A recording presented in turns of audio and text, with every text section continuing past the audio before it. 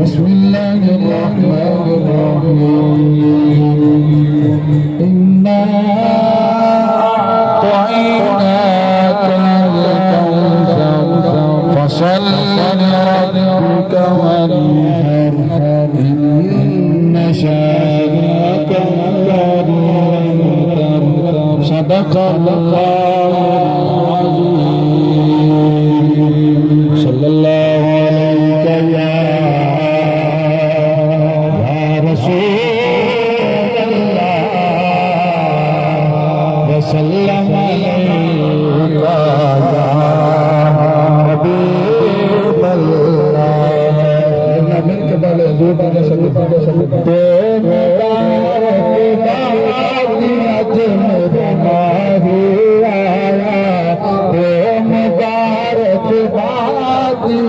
میرا ماہی آیا جگ ہویا آباد اج میرا ماہی آیا دیکھ کے سدا نوری مکھڑا بھول گیا سانو اپنا دکھڑا دیکھ کے سدا نوری مکھڑا بھول گیا سانو اپنا دکھڑا بھول گیا سانو اپنا دکھڑا آج ہے عید میلاد آج میرا ماہی آیا آج ہے عید میلاد آج میرا ماہی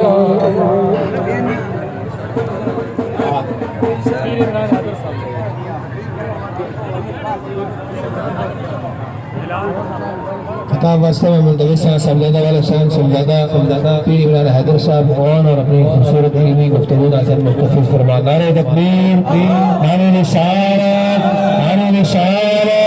نعرہ تحقیق نعرہ حیدری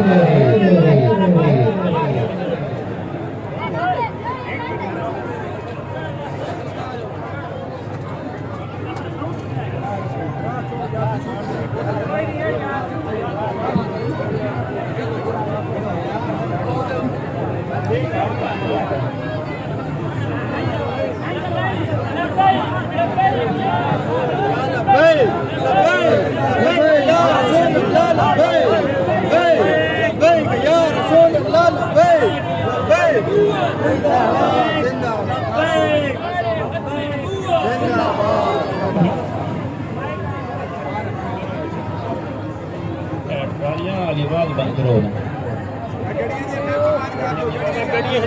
کرو اعلان کرو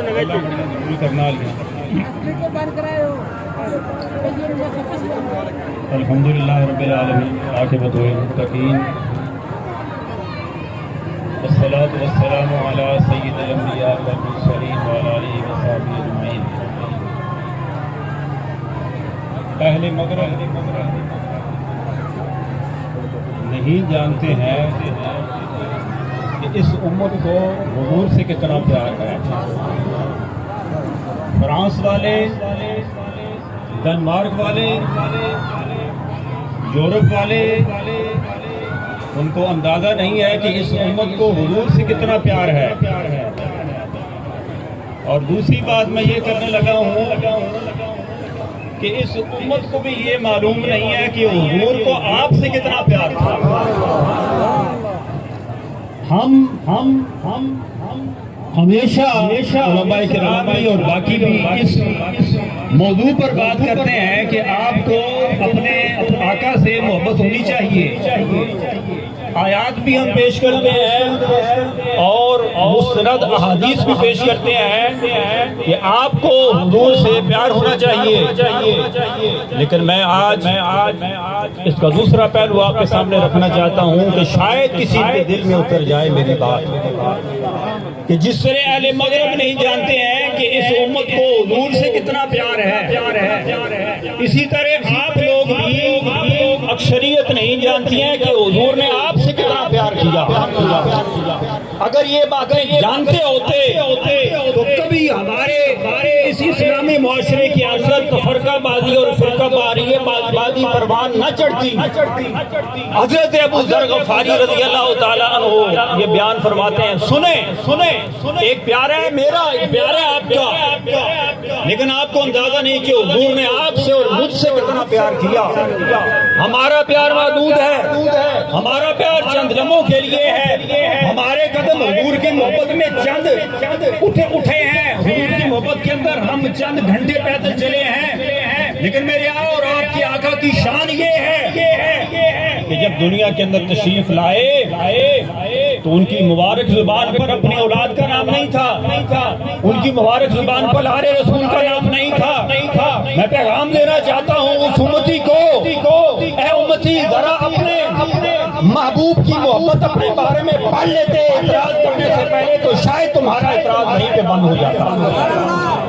حال کا نام نہیں تھا، نام تھا میرا اور آپ کا۔ فرمایا رب حبلی امتی، رب حبلی امتی، رب حبلی امتی۔ حضور کا پیار دیکھیں، آپ سے کتنا پیار کرتے ہیں حضور۔ میں آپ کے پیار کو آج آپ کے سامنے رکھنا چاہتا ہوں۔ ابو ذر غفاری رضی اللہ تعالیٰ عنہ فرماتے ہیں کہ میں ایک رات حضور نبی کریم علیہ السلام کے پاس تھا۔ یہ باتیں یاد رکھنے کے قابل ہیں۔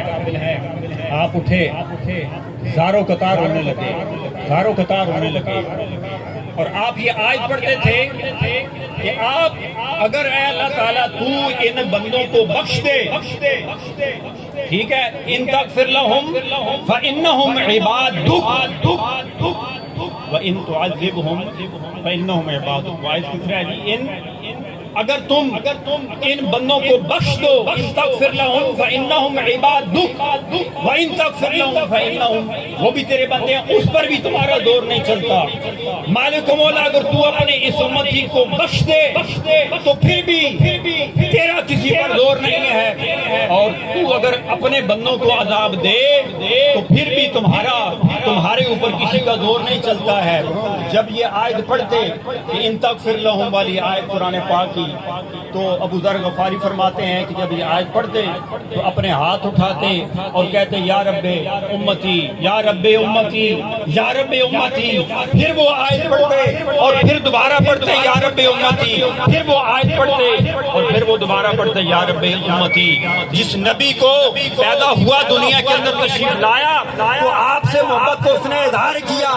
آپ کو کوئی حق نہیں ہے کہ اپنے نبی کے اس مبارک دن پر اعتراض کرنے کا کسی امتی کو حق پہنچ نہیں سکتا۔ لیکن مجھے افسوس ہوتا ہے کہ اگر فرانس والے اعتراض کرتے ہیں، ڈنمارک والے اعتراض کرتے ہیں تو ان کی باتیں سمجھ میں آتی ہیں، لیکن کلمہ گو مسلمان اگر اپنے آقا کے میلاد پر اعتراض کرتا ہے تو یہ بات سمجھ سے بالا تر ہے۔ اور میں یہ کہتا ہوں کہ آج ایک سیاسی ورکر اس جتنی بھی آپ نے اپنے لیڈر سے محبت نہیں کی، جتنا ایک سیاسی ورکر اپنے لیڈر سے محبت کرتا ہے، وہ کرپٹ بھی ہے، اس کے کیس بھی عدالتوں کے اندر لگے ہوئے ہیں، وہ جھوٹا بھی ہے، وہ بے ایمان بھی ہوگا، لیکن اس کے جالے کو کھڑے کر کے پوچھیں، وہ کہتا ہے کہ میرے لیڈر ایسا کوئی لیڈر ہی نہیں ہے۔ وہ چاہے کسی بھی پارٹی کا ہو، میں سیاسی گفتگو نہیں کرنا چاہتا ہوں، لیکن آپ کیسے امتی ہو؟ تمہارے اندر ایمان، اپنے ایمان کا جائزہ تو لو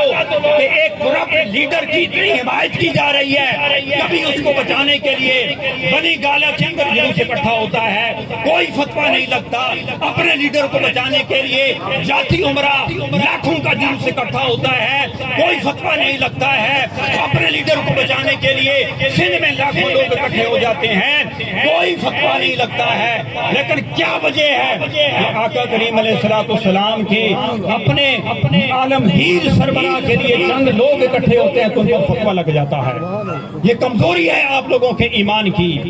حضور نبی کریم علیہ السلام ابن عباس رضی اللہ تعالیٰ عنہ فرماتے ہیں کہ ہم نے جب حضور نبی کریم علیہ السلام کو قبر مبارک کے اندر رکھا تو آپ کے لب مبارک ہل رہے تھے۔ ابن عباس کہتے ہیں کہ میں نیچے اترا اور میں نے کان حضور کے لب ہائے مبارک سے لگائے۔ کتنی محبت ہے آپ سے، آپ کے نبی کو۔ ابن عباس کہتے ہیں کہ جب میں نے کان لگائے حضور علیہ السلام کے لب ہائے مبارک سے تو آپ کی لب سے جاری تھا یا رب حبلی امتی، یا رب حبلی امتی، یا رب حبلی۔ اس امتی کی غیرت کہاں گئی ہے کہ اس ملک پاکستان جس معاشرے کے اندر ہم رہ رہے ہیں، یہ چند ضروری باتیں ہیں، تھوڑا سا آپ کو انتظار کرنا پڑے گا۔ اس معاشرے کے اندر ہر طرف ناجائز حرام اور گناہوں کی دلدل کے اندر ہم وقت گزار رہے ہیں۔ کسی حرام کام کے اوپر اتنی آواز نہیں اٹھتی ہے، کسی ناجائز کام کے اوپر اتنی آواز نہیں اٹھتی ہے جتنی آواز آپ کے اس میلاد مبارک کے دن میں حضور نبی کریم علیہ السلام کے جشن ولادت کے خلاف اٹھتی ہے۔ اور میں مثال پیش کرتا ہوں جس کا مجھے اکثر دکھ ہوتا ہے۔ کہتے ہیں یہ بدعت ہے جی، میلاد منانا کیا ہے؟ بدعت ہے۔ میں نے کہا بدعت تو ایک اصطلاح ہے، بدعت تو درجہ ہے نہیں۔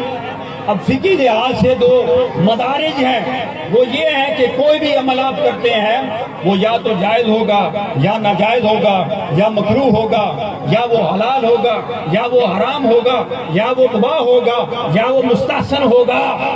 یہ بدعت جو ہے یہ فقہی مرتبے کے اندر تو آ ہی نہیں سکتی ہے، کیونکہ بدعت ایک اصطلاح ہے۔ میں سوال کرتا ہوں اور آپ کے پاس پورا سال ہے اس کے جواب کے لیے کہ آپ کوئی بندہ بھی آ کے اٹھ کے بتائے کہ جو ہم میلاد مناتے ہیں آپ ہمارے اس عمل کو کس درجے کے اندر رکھتے ہیں، کہ آپ مکروہ کہتے ہیں یا آپ اس کو ناجائز کہتے ہیں یا اس کو حرام کہتے ہیں۔ لیکن آج تک وہ اس کا درجہ مقرر نہ کر سکے، سوائے بدعت کے اور سوائے گمراہی کے اور سوائے جہنم کی آگ کے ان کے پاس اور کچھ نہیں ہے۔ اور پھر کہتے ہیں بدعت ہے چونکہ یہ حضور نے نہیں فرمایا، صحابہ کرام نے نہیں فرمایا۔ میں کہتا ہوں حدیث پاک کے اندر آتا ہے، روٹیاں تو کھاندے ہو نا،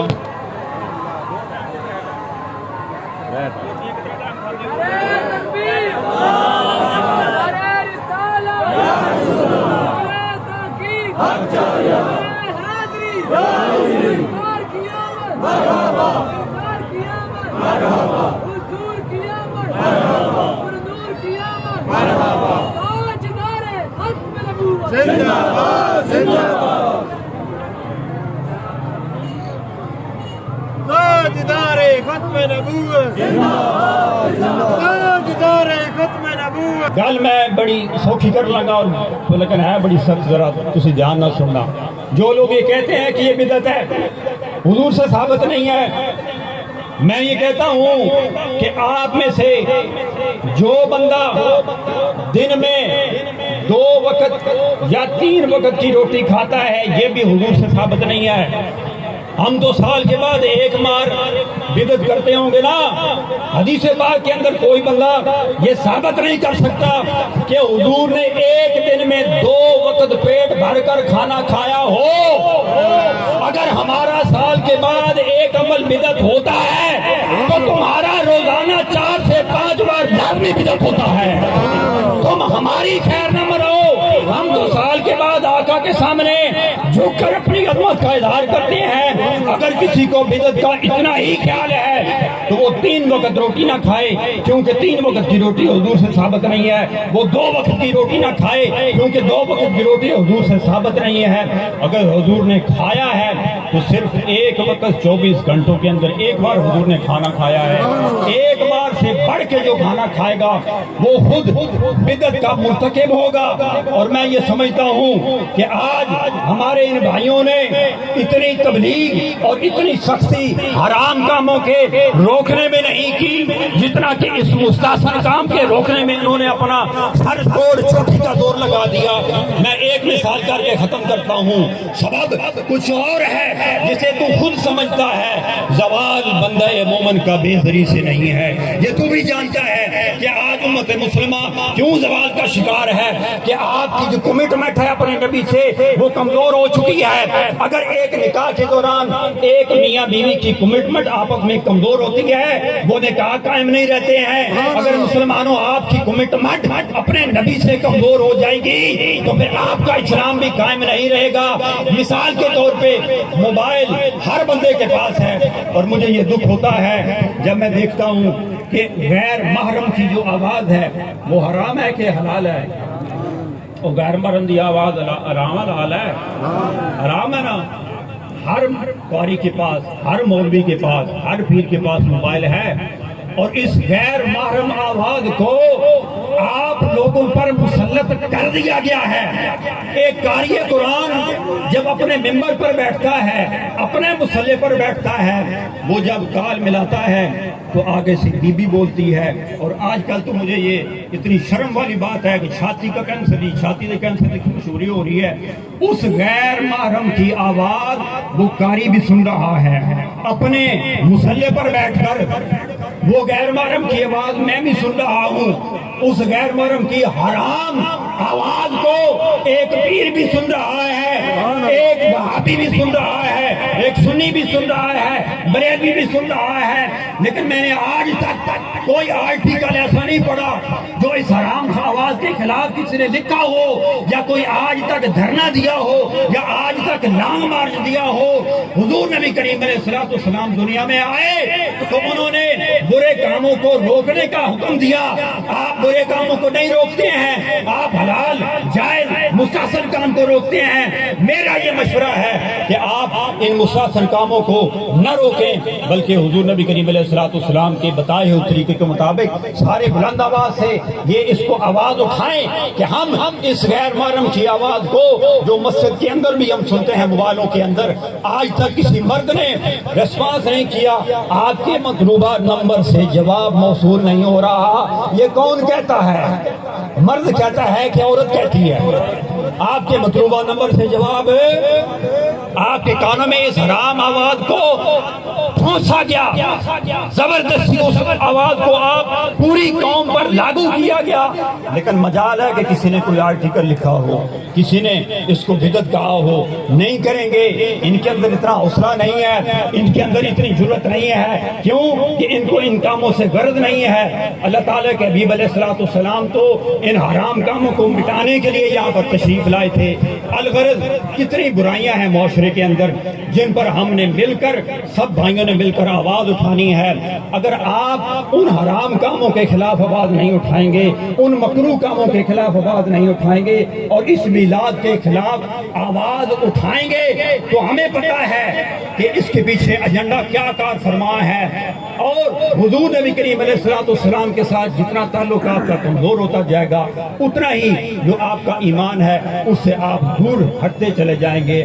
میں آخر میں یہی کہوں گا کہ جو چند قدم حضور کی محبت میں اٹھے ہیں وہ جہنم میں کیسے جا سکتے ہیں۔ ایک شخص ہے جو ذکر مصطفیٰ کو روکنے والا ہے، آخری بات، اور ایک شخص ہے جو ذکر مصطفیٰ کا چرچا کرنے والا ہے۔ آپ بتائیں، اگر یہاں آپ کو سمجھ نہیں آ رہی کہ ذکر مصطفیٰ روکنے والا اس کا مقام کیا ہے، اور ذکر مصطفیٰ کرنے والا اور اس کی تشہیر کرنے والا، اس کو فروغ دینے والا، اس کا مقام کیا ہے، اگر دنیا کے اندر آپ کو معلوم نہیں ہے تو یہ کل بروز قیامت حشر کے دن ہوگا معلوم کہ جیتا کون اور ہارا کون، کہ ذکر ولادت کرنے والا رب کو راضی کر گیا جاتے جاتے، یا ذکر مصطفیٰ کو روکنے والا اپنے رب کو راضی کر دیا۔ یہ فیصلہ میں آپ پر چھوڑتا ہوں۔ وما علینا الا البلاغ المبین۔ اللہ رب العالمین والعاقبۃ للمتقین والصلاۃ والسلام علی رسول اللہ۔ یا پروردگار عالم، جنہیں لوگ جس زندہ احباب نے اسٹیج سجایا، ہم اپنے گرامی گھر میں کرنے سفنے انہوں نے تزئین کی ہے، اس کا اہتمام کیا۔ یا اللہ ہمارے گناہ معاف فرما کر بخشش فرما۔ یا اللہ ہمارے گھراں میں سکون قلب عطا فرما، ہمارے گھراں میں اطمینان عطا فرما۔ یا پروردگار عالم سب سکون قلب اور اطمینان قلب عطا فرما۔ اللہ تعالیٰ